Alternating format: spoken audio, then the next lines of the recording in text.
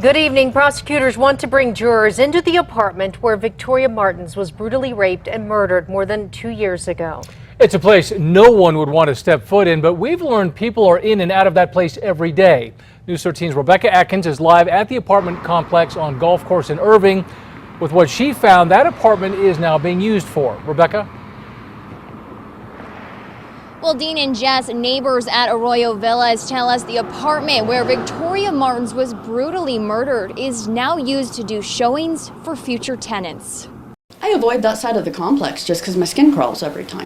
It's an apartment that haunts neighbors at the Arroyo Villas on Albuquerque's west side. I don't want to think about that every time I'm coming in and out of homes. Neighbors avoid Building 8 because it's where Albuquerque police found 10-year-old Victoria Martens' mutilated body on fire in a bathtub. What happened to this little girl?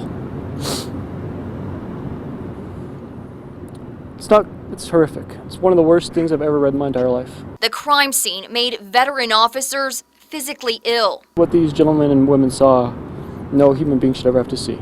Now, as the trial looms for Jessica Kelly and Fabian Gonzalez, both charged in Victoria's death, prosecutors want to take jurors inside the old crime scene. The state claims diagrams and photos don't fully depict how small the apartment is, nor do they allow a good view of what can be seen from both inside and out of the unit. But although it's no longer lived in, the documents fail to mention what the unit is now used for. It's set up as a show apartment with furniture, pictures on the wall, fake plants. I mean, the works. It looks beautiful.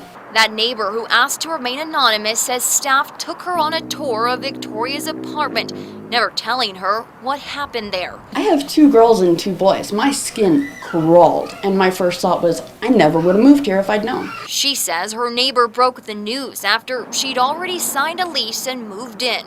She says she feels she should have been warned. You couldn't tell that anything had happened in that apartment. They made sure that it was all completely covered. They didn't want any remnants of what had happened in that apartment showing.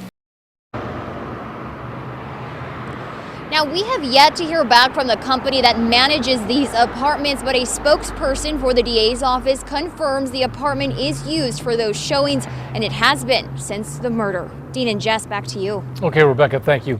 Jessica Kelly's trial is set for January. Gonzalez's trial is on hold pending a Court of Appeals decision.